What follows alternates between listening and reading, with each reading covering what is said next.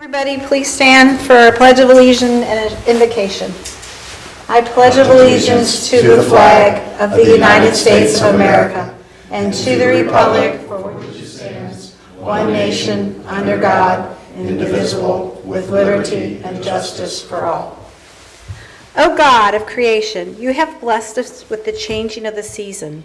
Remind us to take time to rest. Remind us of the wonders of your creation. Remind us that you have given us life. Amen. Amen. Page here. I move approval of the agenda. Roll call first. Oh, I'm sorry. Roll call. Mr. Beck, Here. Ms. Lees, Aye. and Mr. Bryan is absent tonight. Okay, I move approval of the agenda. Second. Before we go there, is under new business, is there Chatham Woods on? I don't. Can we add that discussion of Chatham Woods parking?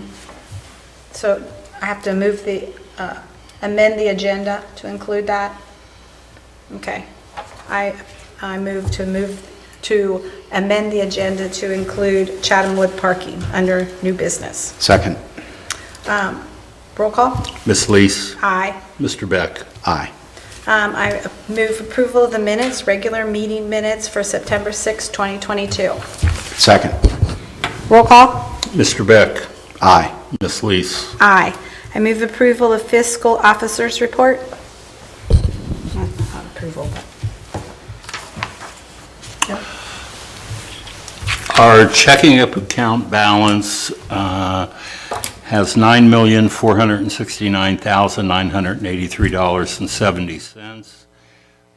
And that includes $314,851.54 of rollback taxes that we received this past week. The HRA checking balance is $12,786.41. Our meter investment account balance is $8,215,994.67. Revenue to date, which is at 95.99%, totals $11,931,270.61. Revenue budgeted is $12,428,795. Appropriations for 2022, $13,726,612.40. Expenditures to date, $8,199,847.29. Payments have been made in September, total $487,305.41. Some of our major fund balances are general fund, $3,007,249.91. The park levy, $731,034.18. The Rossi Park levy, $700,301.10. Police levy, $1,200,100.75. Fire levy, $862,986.77. And road levy, $335,954.86. Safety services levy, $3,896,071.31. ARP fund contains $1,241,841.36. And TIF increment financing fund is $2,981,907.76. Total of all funds is $17,599,837.04. That's all I have. Okay, thank you. Presentations, we don't have. I'm sorry go to ahead. interrupt. I just remembered from before, we're actually supposed to vote on that? Okay. So you had correctly made the motion. Okay. So I second it. We just heard discussion. So we're ready for roll call. Roll call. Mr. Beck, Aye. Ms. Lees, Aye. Thank you. Okay, presentations, we don't have any. Public hearing, we don't have any. I move approval of disbursements, warrant number 81788 to 81933, and vouchers 225 to 248 in the amount of $487,305.41. Second. Roll call? Ms. Lees. Aye. Mr. Beck. Aye. Law Director? Thank you. No report. Okay, thank you. Police? I don't have anything tonight. Okay. Can you stay for the discussion Yep. about the Child and Woods Fire? Thank you, Board. Just a couple highlights on some dates coming up. October the 16th from 9 a.m. to noon, the Fire Department will be holding a Fill the Boot at the Harpers Point Kroger's for the Karen Wellington Foundation for breast cancer. This is Breast Cancer Month, and we do that every year. And on November the 2nd, we will have the push-in of the Township's battalion vehicle at the Symmes Safety Center at 7 p.m. That's kind of a tradition where we have new fire apparatus. We actually push them into the bay, which is historically from when you had the steam engine and the horses couldn't back up, so you had to unhook the steam engine and push it into the bay. So it's kind of a good luck thing for a new vehicle. So. And then we have a couple pinnings after that. So it's about a 30 to 45-minute event that the trustees would like to, and we'll send you an official invitation, but would like to show up that night. It's kind of a blessing of the vehicle and before we put it in service. I'm sorry, what was the date and time? November the 2nd at 7 p.m. at the Symmes Safety Center. And the Fill the Boot, did you say was at Harper's? 16. Is it Harper's, Kroger's, Harper's, on Kroger's. October the Okay. 16th from 9 a.m. till noon. Got it. Thank you. Is that all? No, you have my written report as well. Thank you. Okay, thank you. Director of Public Works, I don't believe Bill's with us. I don't think we have anything from committee and nothing from other. So now we're up for hearing from residents. If there's anyone that would like to speak, please feel free to come up to the podium and say what you need to say. Hello. Hi. How are you? Good. How are you? My name is Randy Terry. I'm a resident of Chatham Woods Subdivision. I really didn't come with a prepared speech. I was told that there was going to be some discussion amongst the trustees today or tonight about the issues that have been brought forth in the past, recently have escalated, particularly the last several days. So I'm here to hear the conversation, and then if there's any input that I can have as a result of that, then I would certainly offer that if welcomed. Okay. All right? And I'm sorry, could you state your address just for the record? 11740 Park Court. Got it. Thank you. Okay. Thank you. I believe you've emailed us also, correct? I sent an email to Mary Beth Dooley, Of the homeowner president of the association. Homeowners Association, and I think she forwarded it on to somebody here. I don't know. To who. us, yeah. Okay. Thank you. All right. Thank you, Randy. Anyone else? There's no one else here. Correspondence, events and meetings. Annual photo contest, October 1st through October 31st, 2022. That has become very popular, so please submit your photos of Symmes Township because we love to see how you view the township. Fall for Symmes is Friday, October 7th, 2022, from 5 p.m. to 9 p.m. at Symmes Park. I think it's going to be a really fun event this year. Columbus Day is Monday, October 10th, 2022. All government buildings will be closed for the holiday. Finance Committee meeting is Wednesday, October 12th, 2022 at 6 p.m. at the Administration Building. Zoning Commission meeting is Wednesday, October 19th, 2022 at 7 p.m. in the Administration Building. Story time with the library, Monday, October 24th at 10 a.m. at Home of the Brave Park. Halloween, one of our favorite events, is Monday, October 31st, 2022 from 6 to 8 p.m. Our regular trustees meeting is Tuesday, November 1st, 2022 at 7 p.m. in the Administration Building. And Board of Zoning Appeals meeting is Monday, November 7th, 2022 at 7 p.m. at the Administration Building. Old business. I move approval of resolutions G 2022-99. Resolution authorizing the Township Administrator to sign an agreement with Prodigy Building Solutions LLC in the amount of $190,500 to make structural renovations to the Mead House basement at the Mead Historical Preserve Park. I think we are going to have some discussion about that, right? You want to, If you can second it, and then we'll, okay. Oh, second. Okay. and then Discussion. Matt's here tonight, so he is with Prodigy Building Solutions, and I asked him to attend so that he could let us know about the structural items that we briefly discussed at the last meeting, and to see what other options we have, because obviously the prices have tripled. And then it looks like even when we do the structural repairs in the basement, it could cause more damage to the upper floors from the adjusting that's going to have to happen in the bottom. So Matt, I'll let you. Yeah, so kind of just, discuss it. I'll kind of hit on some highlights here.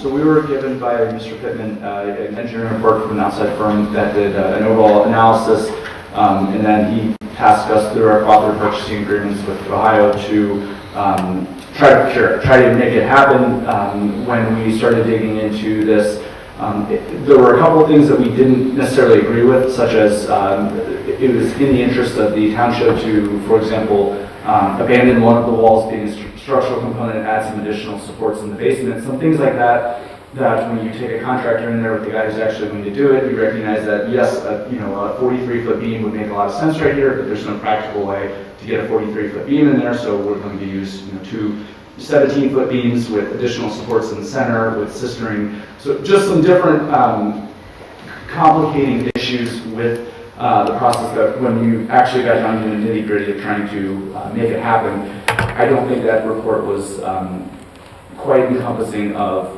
some of the struggles that to actually have the work done. Additionally to that, the request was to ultimately, with the goal in mind of bringing it up to be able to have an assembly-rated space so that you guys can host events there and have rentals and utilize the kitchen on a more practical aspect. Right now, it is conforming to no codes at all. Obviously, it's a 100-plus-year-old building that the floor has sank a couple inches in certain areas. There is a pretty significant amount of direction that we need to decide from the beginning of, is that the route we truly want to go? Because, for example, every floor joist in the basement would have to essentially be doubled. In addition to that, obviously, all the supports, the walls that are crumbling, we have to touch on all of that. It would really become we're going to use the bones of the building, but we're going to completely revamp the bones. I mean, that building would be there, but it's going to be structurally supported on the first end, in the basement up to the second floor with new structural components there, which brings to the greatest concern is part of the assembly, to file for that occupancy permit, the inspectors are going to obviously ask that the floor is level. And that's a dumb, but that's the fact of the matter is that is part of what would be required. So since we're putting this new structure below, we very easily can jack the floor up to bring that. But with 150-year-old plaster and all the woodworking and all of that, everything is going to crumble. There's no real practical way to do that without causing all of the interior to likely have to be modified in some way. So right from the bat, the price tag for any of that work was not included in that engineering report. Just the drywall and carpentry work, or the plaster and carpentry work alone, we're kind of throwing a dart in the dark, but I assume it's somewhere in the realm of $250,000 just for cosmetic repairs after we do this work. Additionally, the amount of they have a $5,000 tuck pointing budget for the exterior. That's 8 feet below grade all the way around. We need to excavate that.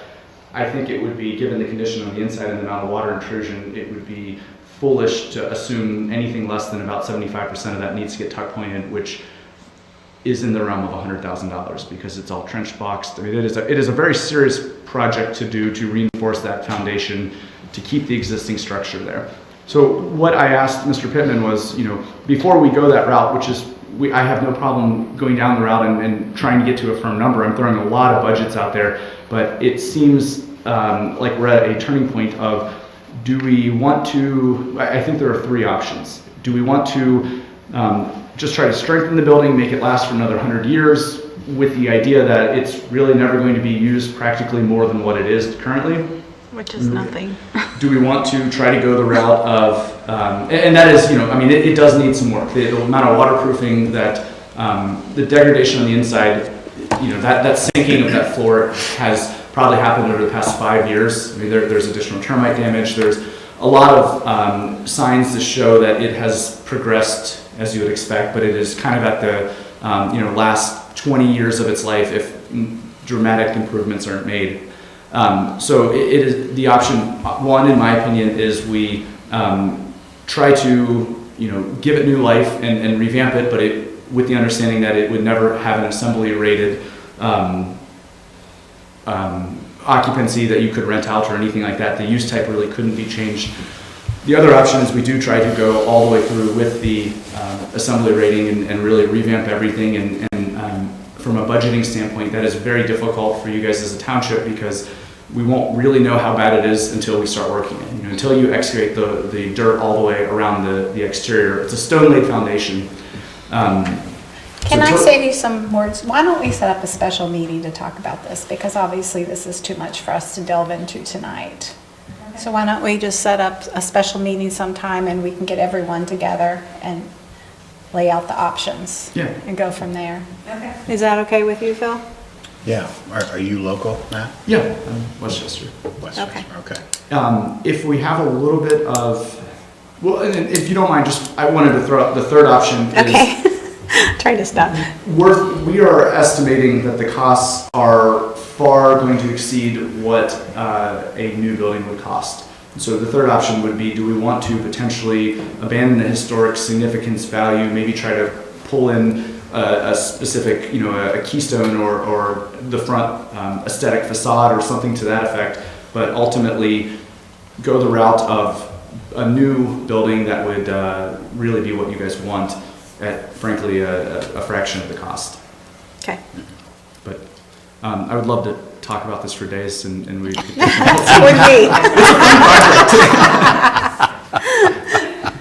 Okay, so So you just want to table it then? let's table it. All right. And then we'll get a meeting together with everybody Okay. and then go from there. Okay. Okay? All right. Thank you so much. I appreciate that. Thank you guys. So if you could just make a motion to table. Yeah. I move to table Resolution G 2022-99. Second. Roll call. Mr. Beck, Aye. Ms. Lees. Aye.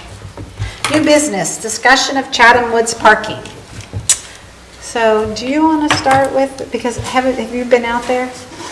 We've been out there, we've not, apparently something's happened the last day or two.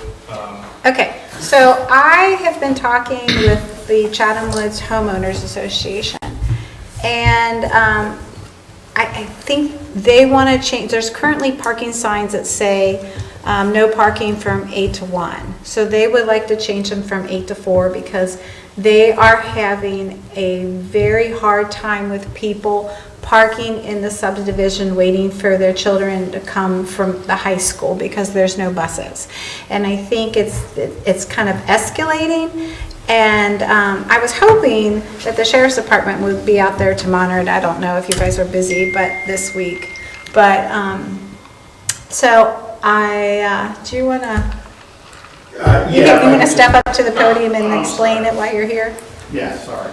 Thank you. So, yeah, what you're saying is partially correct. I think that the recommendation on the homeowners association part is to change the sign to say no parking or standing from 8 to 4, if that makes a difference legally, because what's happening is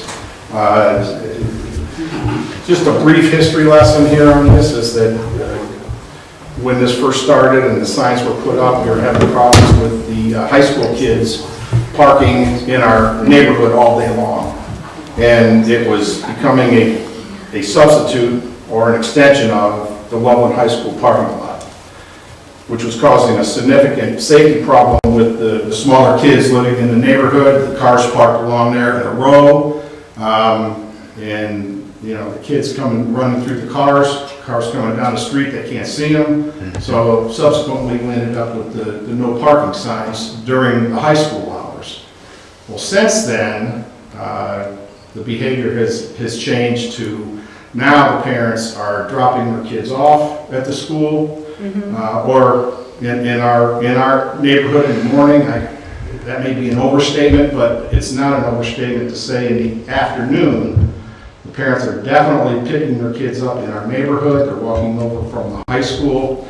And again, we have the row of cars parked up and down our street, parents waiting for their kids to come in, and it's a serious safety issue. We've had, I'm aware of at least 3 incidents recently where we've had near misses with either small children or accidents with cars.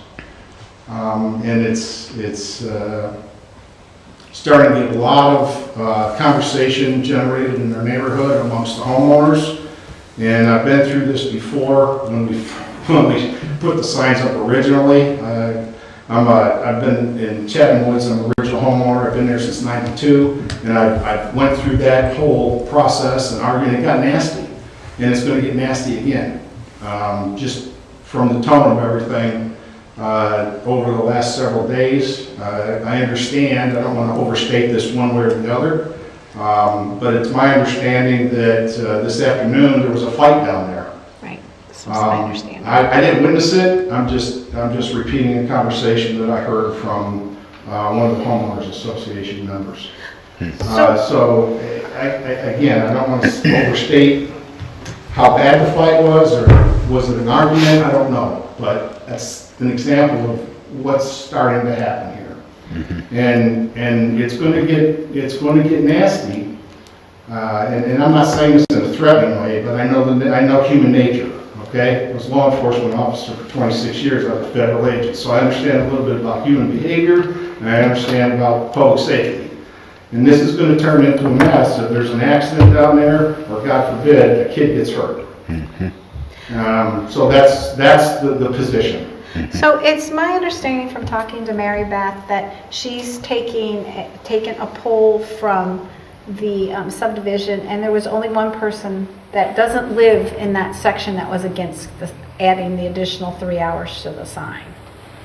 So how should we move forward? Do we have to have a public meeting? Can we go ahead and just order the signs tonight? I mean, how do we move forward?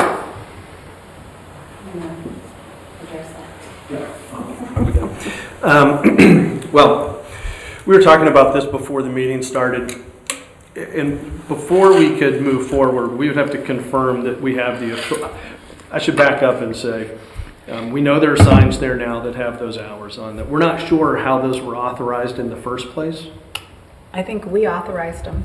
I remember when this happened. Well, we need to go back and perhaps look at how it was authorized in the first place. Typically, when townships put up no parking signs, it's just no parking or no sign at all. To have the limited hours is, before I would tell you that you could do it, we need to make sure you have the authority to actually enforce limited hours, not just a no parking versus parking sign. So we'll check on that. Okay. And no matter how we do it, the trustees would need to take some formal action too. Even if we find out that you can just extend the hours, you'd have to take some formal action to do that type of regulation for it to have any enforcement effect. Okay. So we can start looking at that. We'll look at that immediately to make sure you have the authority to do it. Can we approve it pending the authority? I would not suggest that you do that until we know if you have the authority to do it or not, because you're going to have to adopt a resolution. I mean, to have that regulation, to have that sign have any enforceability at all, there has to be a resolution adopted. So if by we're the here, board. okay, so if you look into it and we're here for the finance committee meeting on the 12th, can we do like a little special meeting right before it? And if we can, I mean, is it enough time to notice it, Ken? when is that meeting? October 12th, I mean, you have to give at least 24 hours notice of a special meeting, which we have. and it will depend on if we have the answer or not by then. I mean, I can talk to Cam and keep her notified and see if we have a response to know if we would have that time to do the notice for a special meeting. Because I think in the past, we've always, what were you saying, Aunt, before, that you could declare it a public safety issue, but we would have to pass a resolution, Yeah, the correct? sheriff can't enforce anything unless the trustees. Right. Right. Right. And so even if I declare it a safety hazard and order a fire lane, Okay. I can enforce the fire lane under the Ohio Fire Code, but for the sheriff to be able to enforce it, it has to be a resolution. The resolution passed by us. Passed by the board. Right. Okay. If you do a fire lane, Chief, is it a fire lane just on one side, or is it both sides? I think there's a Now, lane there. Yeah, isn't it? it's on one side. The residents aren't going to want us to put fire lanes on both sides of their streets, because then they're not going to be able to have anybody come for Thanksgiving. Right. Yeah. Well, I was thinking about that as far as a no parking sign. I mean, we'd have to be very specific about where the no parking signs go, and then who's to stop someone from parking right just outside of that zone. Yeah, they have to be installed in accordance with ODOT's regulations. Right. That was the other thing I was going to say. Any sign that goes up there has to comply with the, what is the uniform manual? Yeah, the big green book. But if there are signs already there, obviously we've done the work and we've looked at that. We just want to switch out the times. Yeah, Is that easier? Well, I guess the question is, is it no parking or parking? Or can we do the no parking or during can you certain do times? limited hours? And I understand that's what the sign says now. This limited Yeah, hours. I'm sorry, it's Monday through Friday, 8 to 1, I believe, right now in the parking. So assuming we can do from time to time on the parking restriction, is 8 early enough, or should it be 7? Well, we had that discussion with Mary Beth yesterday, and school starts at 7:45. And so when we first adopted the signs, when the kids were parking there all day long, 8 was fine. Now, my opinion is that if the school starts at 7:45, and the parents truly are dropping their kids off in our neighborhood before school, then 8 o'clock is not going to be adequate because they're already in school. Right. So that's what we were talking about, whether 7 o'clock would be more appropriate. It's like 7 to 4. Yeah, 7 to 4, yes. Okay. Okay. Okay. So we need to research that and hopefully, Yeah. Can I ask one more question? Of course. Sure. Absolutely. I think going back to the proposed language, is there a difference in the law between no parking and standing? If the parents are just sitting there in their cars waiting for the kids, is that the same as parking, or? That would be a question for you, but I don't believe so. Right. I would have to look. Yeah, see, that's the key. You know, if there's a difference, then we would want to include the no standing language as well. Okay, do we have the authority to do I don't know. We'll look at all that? of I'm that. looking at it. So can we have the sheriff out there? We're not out there today, but we have been out there numerous times since school started. Can we, if there's not another, I know we're busy in the township and obviously a call would take precedent over what this is, but if they're not busy, can they be out there like every day unless they have other runs? Is that possible to do, or, you know what I'm saying? We've asked them to concentrate in that area, and I have one officer that's very familiar with the situation. Okay. I don't think it's feasible to say you're going to be in one place. Okay, You know, specifically we in the have- Chatham Woods subdivision. But they are very familiar with what's going on there, Okay, and they've been monitoring the issue. So far, we haven't seen any problems, any safety concerns, anything we could cite or enforce. okay, Ms. Lisa, have we had a conversation with the school superintendent? we have, yep. Many times. And, you know, even if they like send out an email saying, please do not park, and I don't even think they've they are willing to do that. You know, so, yes, we've had several attempts at different things. One more question, I'm sorry. Since you're researching what you're allowed to do, we're not in the neighborhood trying to impede commerce or anything else going on in the neighborhood. You know, we don't want to prevent, you know, commercial vehicles from coming in and being able to take care of their business, you know, on our street. You know, commercial companies like lawn mowing companies or, you know, whatever, that type of stuff. We're strictly trying to prevent these parents and these kids from coming in and doing what they're doing in our neighborhood. So I don't know if there's any language that could be incorporated into those signs that would allow, you know, the normal commerce and prohibit the parking and standing for non-commercial reasons, right? It's a question on my part, I don't know. I'm just throwing out ideas. So we're hoping that if the levy passes, this will be solved. I doubt it. So, I mean, that's what we can hope for.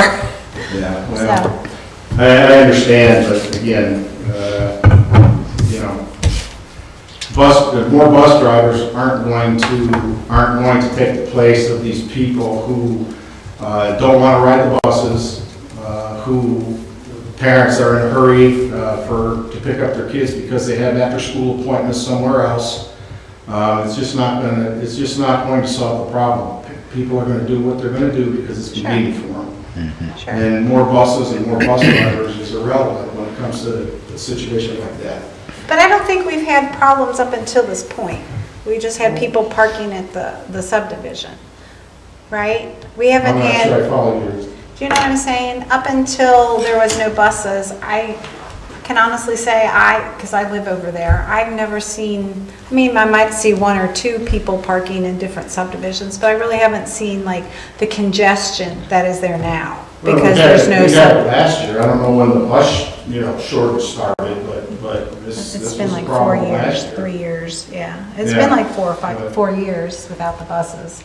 So, yeah, we're happy to do wasn't- anything we can to help you. It wasn't as much of a problem in COVID, because didn't they have the split dismissal? Kim, didn't we talk about that? Traffic was a lot less than. Yeah. I don't think so. I mean, when the day we were up there, I mean, it literally lasts 12 No. to 15 minutes. No, but I meant the year before, there were a couple years where they had, the students weren't all there at once because of COVID. Oh, I think I think you're that right. would have, that was the year before you and I were there, and Yeah. probably part of the year before that. Yeah.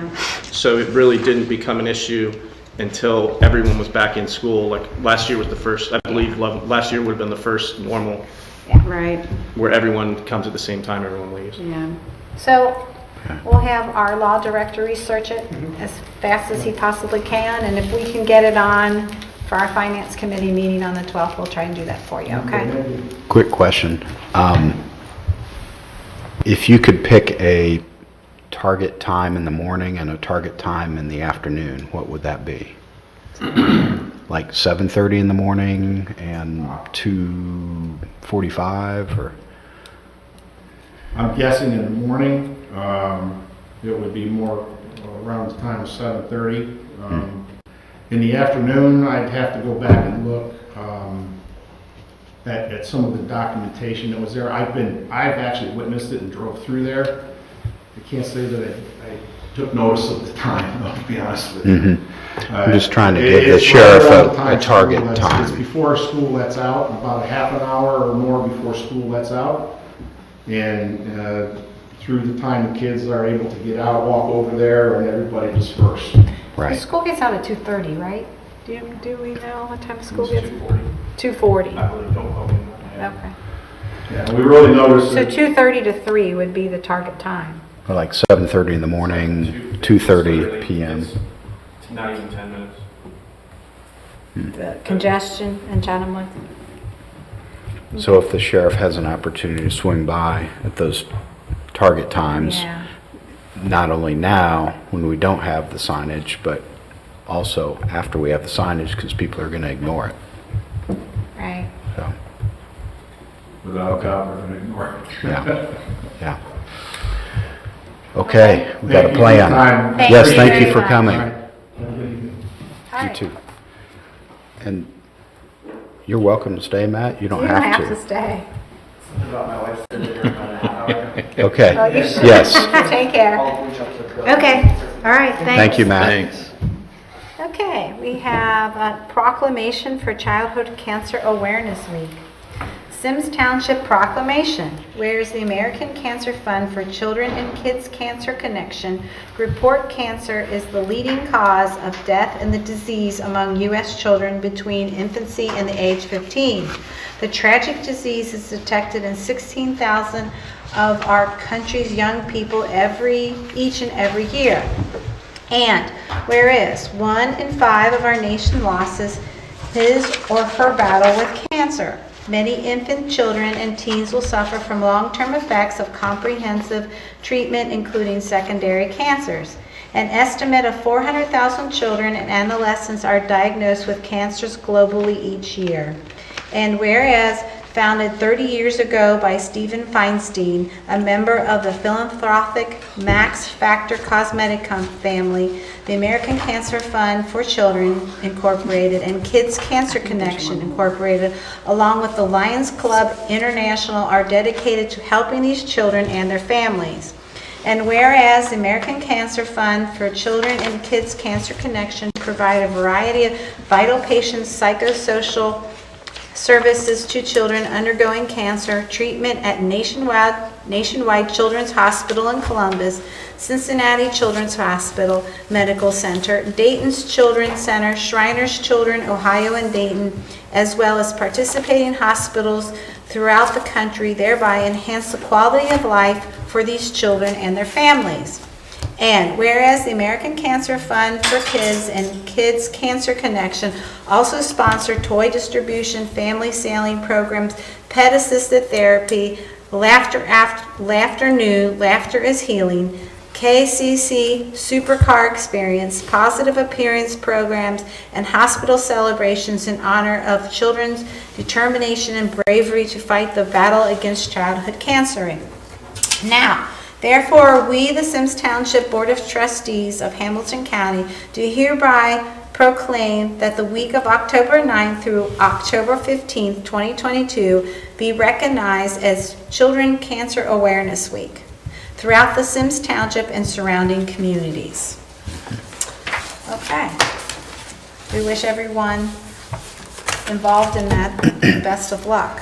I move approval of Resolution G 2022-102, resolution accepting and authorizing the Township Administrator to enter into a pass-through grant agreement with Ohio Department of Natural Resources for the Capital Improvement Community Park Recreation and Conservation Project. Second. Discussion, I believe we received this grant and we're using it towards a playset that we'll mention later on. Roll call. Ms. Lees. Aye. Mr. Beck. Aye. I move approval of G 2022-103, resolution accepting the amount and rates as determined by the Budget Commission and authorizing the necessary tax levies and certify them to the county auditor. Second. Discussion? Roll call? Mr. Beck. Aye. Ms. Lees. Aye. I move approval of Resolution G 2022-104, resolution authorizing the Township Administrator to enter into a final agreement with the Ohio Department of Transportation and the Board of Township Trustees of Symmes Township for the installation of vandal fence on Snyder Road Bridge over I-71, Ham-71 1856. Second. Discussion? Roll call? Ms. Lees. Aye. Mr. Beck. Aye. I move approval of Resolution G 2022-105, resolution authorizing the Township Administrator to sign an agreement with Choice One Engineering for the remaining engineering services for the Snyder Road Sidewalk Project in the amount of $17,000. Second. Discussion? Roll call? Mr. Beck. Aye. Ms. Lees. Aye. I move approval of Resolution G 2022-106, resolution revising Resolution G 2022-100, authorizing the Township Administrator to purchase play equipment from Landscape Structures for 7 Gable Park in the amount of $538,230. Second. Discussion? Roll call? Ms. Lees, Aye. Mr. Beck. Aye. I want to say that's part of, that's the grant from the top. I move approval of Resolution G 2022-107, resolution authorizing the Township Administrator to sign change order number 1 for Tanninger Hill Pipe Replacement Project in the amount of $17,530. Second. Discussion? Roll call? Mr. Beck. Aye. Ms. Lees. Aye.